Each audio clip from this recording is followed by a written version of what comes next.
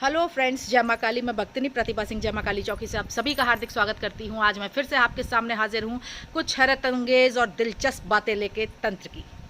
मुझको बहुत से ऐसे मैसेजेस आ रहे हैं, लोग पूछ रहे हैं कि मैम जोड़ों का क्या महत्व होता है, लौंग और कपूर के जोड़े को माँ काली को, माँ दुर्गा के आगे चढ़ाना चाहिए या नहीं चढ़ाना चाहिए, इसके बारे में लोग बहुत से मुझसे क्वेश्चंस पूछ रहे हैं। तो मैं आपको एक बात बता दूं, लौंग और कपूर का जोड़ा वैदिक पूजा में नहीं दिया जाता। ना तो उनकी मूर्ति के आगे रखा जाता है और ना ही हवन में दिया जाता है, ना ही कपूर के ऊपर लौंगे रख के जलाई जाती हैं। क्योंकि किसी भी सूरत में जोड़ा देना तो जोड़ा देना ही है ना, और जोड़ा शक्तियों को दिया जाता है तब जब वो शक्ति हमारे ऊपर आ रही हो, यानी कि हम तंत्र साधना कर रहे हों। वैदिक पूजाओं में लौंग और कपूर का जोड़ा नहीं दिया जाता।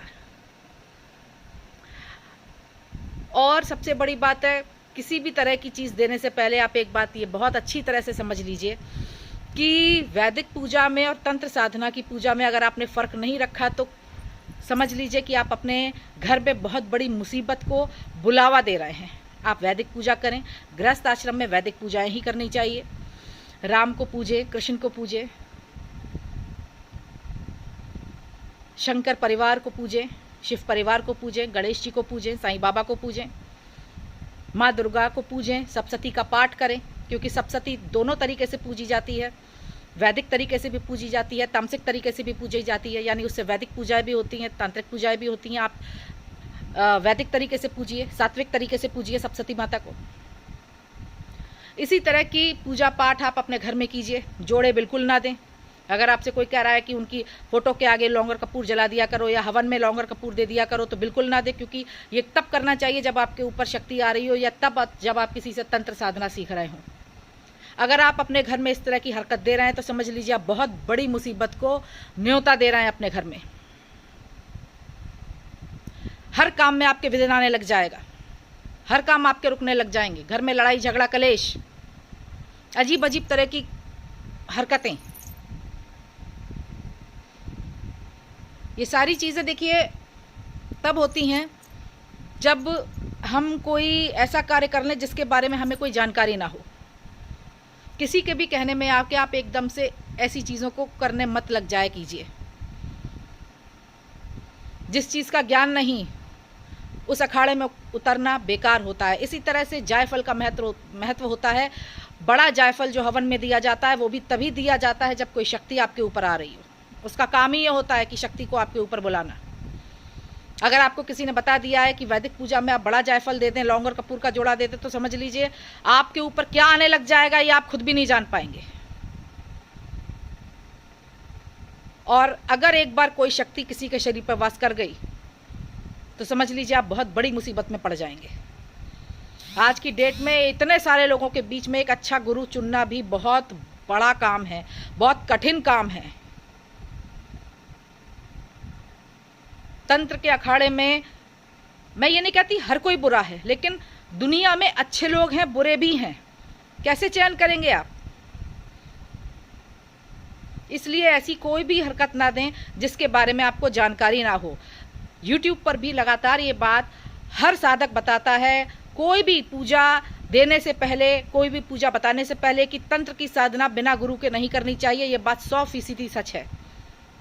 आपको बार बार बताने के बाद भी अगर आप ये मूर्खता किसी का वीडियो देख के करते हैं, अधूरी जानकारी लेके करते हैं, तो फिर आप अपने आप मुसीबत को दावत दे रहे हैं।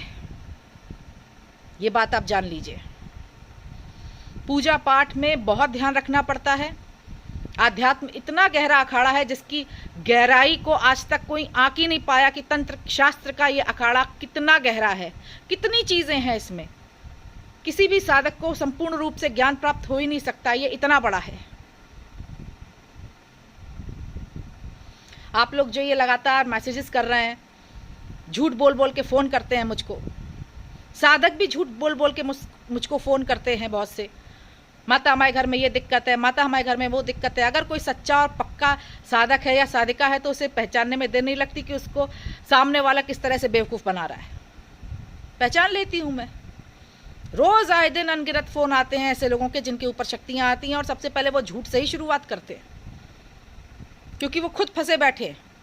सीखना शुरू तो कर दिया पर कोई गुरु नहीं बनाया। गुरु बनाया तो घर गृहस्थी के चक्कर में पड़ गए, सीखने से कोई मतलब ही नहीं रहा। इसीलिए मैं कहती हूँ जो घर गृहस्थी वाले लोग हैं वो तंत्र को सीखने की कोशिश बिल्कुल भी ना करें। आपका आधा दिमाग तो गृहस्थी में लगा रहता है, आप तंत्र क्या सीखेंगी? पुरुष और स्त्रियों के काम में फर्क होता है। स्त्रियों को घर के काम भी होते हैं, औरतों को घर गृहस्थी के काम भी होते हैं। आप सीख के बैठ गई, आपके ऊपर कोई शक्ति आ रही है और उसको भी आप सीख नहीं पाई, आधा अधूरा छोड़ दिया, रास्ते बंद कर दिए शक्तियों ने। काम होना बंद हो गया, बच्चों की शादियों में रोड़े आ गए, नौकरियों में रोड़े आ गए, घर में राशन पानी खर्चा निकालना मुश्किल हो गया। क्यों ऐसी हरकतें देती हैं आप लोग? शांति से वैदिक पूजा किया कीजिए, अच्छे से अपने परिवार को चलाइए, अच्छे से अपने आप को चलाइए। और अगर आप ये कहती हैं बहुत परेशानी है, तो मैं बता दूं, मनुष्य योनि में आने के बाद कोई ऐसा मनुष्य नहीं जिसके ऊपर विपत्ति ना आई। सबसे खतरनाक तो यही जन्म होता है कि हम इंसान होकर पैदा हो गए। क्या स्त्री क्या पुरुष, विपत्तियां सबके ऊपर आती हैं। इसका मतलब ये थोड़ी ना कि हम बेसोचे समझे कोई भी काम करने लग जाएंगे, बेसोचे समझे तंत्र के अखाड़े में कूद जाएंगे, बेसोचे समझे हम कोई भी ऐसा काम करने लग जाएंगे जिससे हमारे परिवार की जिंदगी खतरे में पड़ जाए।